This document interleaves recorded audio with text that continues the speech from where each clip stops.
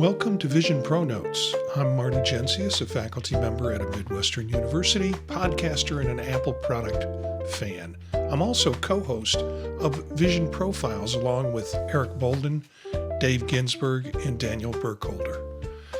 We're doing ProNotes as a supplement that occurs during the week. It's the latest news that's come out, and it'll probably be stories that we will talk about on Monday night's episode of Vision Profiles. So ProNotes is that condensed 5 to 10 minute little story that I'm going to tell you about what's in the news, and we'll pick it up on Monday nights with Vision Profiles.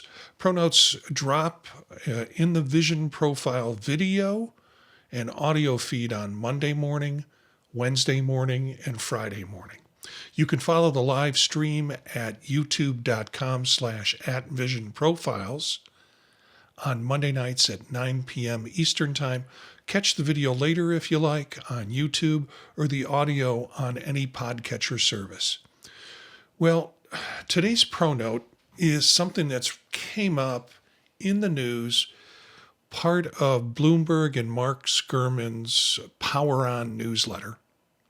And the difficulty with this is it's not a public site, it's a paid site.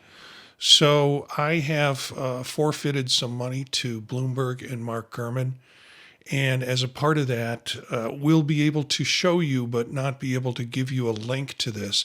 I'll give you some of the short notes related to this particular article. So you'll get that. You'll also get it in the show notes.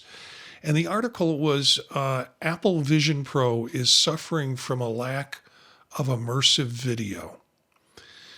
Bloomberg goes into, and this is an opinion piece. That's all I can say it is. I don't want to say it's a fact piece. He kind of establishes some issues that he thinks are a problem with Vision Pro. And then with that in mind, talks about how these are issues for Vision Pro. It's slowing it down. Apple's losing its momentum in the market when looking at other potential places that are, or products that are happening. So it's kind of a bummer article, but it is strictly an opinion. The core problem, he says, remains that Vision Pro is a niche due to its $3,500 cost and the lack of must-have features. So, people keep talking about a killer app or a killer function. And there are those folks who say, for me, this is the killer app or the killer function in terms of be it MacBook video display is where you can actually engage in your laptop computer through the Vision Pro. All of that people thought were killer functions. He talks about how visionOS adds some really cool things to it, but it really hasn't really changed people's perceptions that there isn't something that is a must-have feature that they have to have. Now, immersive video, he says, is the killer app. Apple and Apple Vision Pro does that better than any other existing or potentially future headset from what we can tell. The problem is the immersive video is really very scarce, or he says it's scarce. It's been slowed to roll out. There are about 27 total videos or immersive videos. So owners feel like there's very little to watch. Some bad examples that Apple's still doing is they're still promoting the NBA All-Star 2024 immersive video while there's no 2025 version existing with it. Concerts are limited. I mean, you can only talk about Metallica so much and Bono so much. And if you want to talk about the Weeknd clip, go ahead. And even the series are kind of thin. So we spoke on last week's show about the orangutan video that I thought was immersive video was just incredible. There is that Wild series that includes the orangutan video and also elephants, and I forget what the other wildlife pieces are, but there's only 4 episodes of that.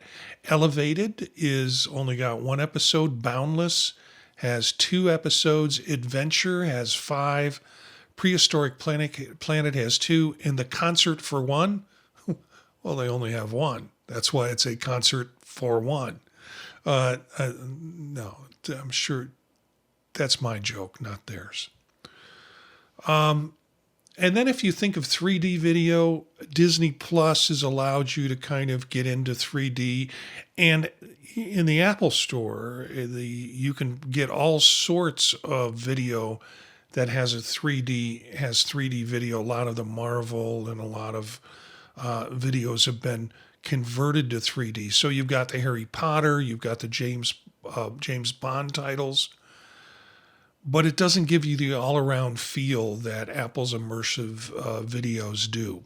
So the problem is that Apple's shot a lot of immersive content, but the production and the expense is really resource intensive. So to get the video out is very costly. And with the slow sales of the Vision Pro headset, it makes it a real struggle for them to say, yeah, let's put our resources there. Immersive video is what sells it, but unfortunately, low sales make getting content pushed hard to justify. So the estimates are that Gurman claims the estimates suggest well under 1 million U.S. sales of the Apple Vision Pro since its launch, weakening a case for heavy or near-term spending on various types of programming. We're going to see some changes. Supposedly, we're going to see a new chip or a chip refresh, whether it's an M4 or an M5. We have yet to find out. They keep saying sometime later this year, but Apple hasn't released any specifics about that. Along with the M4, M5 chip, we might be looking at some new neural engines that will be part of the whole process. But really, according to the rumors and the timeline, we shouldn't expect a lighter model in weight and maybe a lighter model in cost until 2027. So it makes it feel like we're sitting around a lot longer for Apple to come around, particularly since other folks are talking about producing headsets in the next year that might or might not have additional capabilities.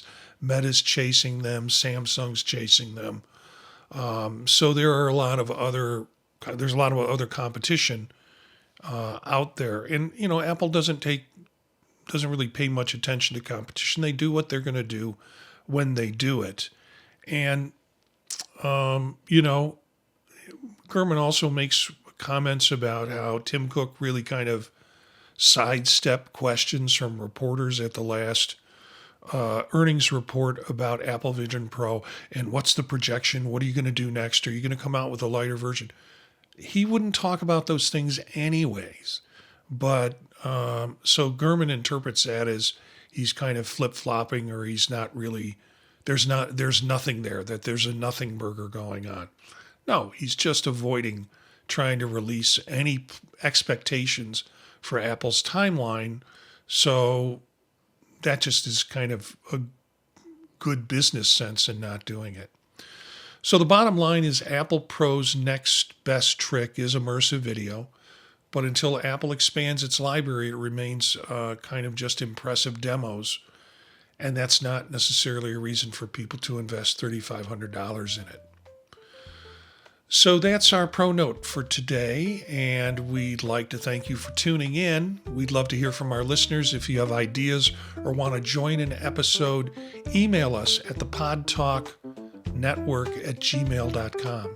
You can learn more about the Vision Profile podcast and other podcasts that we do at thepodtalk.net. That's our website, thepodtalk.net. Spread the word to other visionaries. Thanks for listening, and we'll see you next time.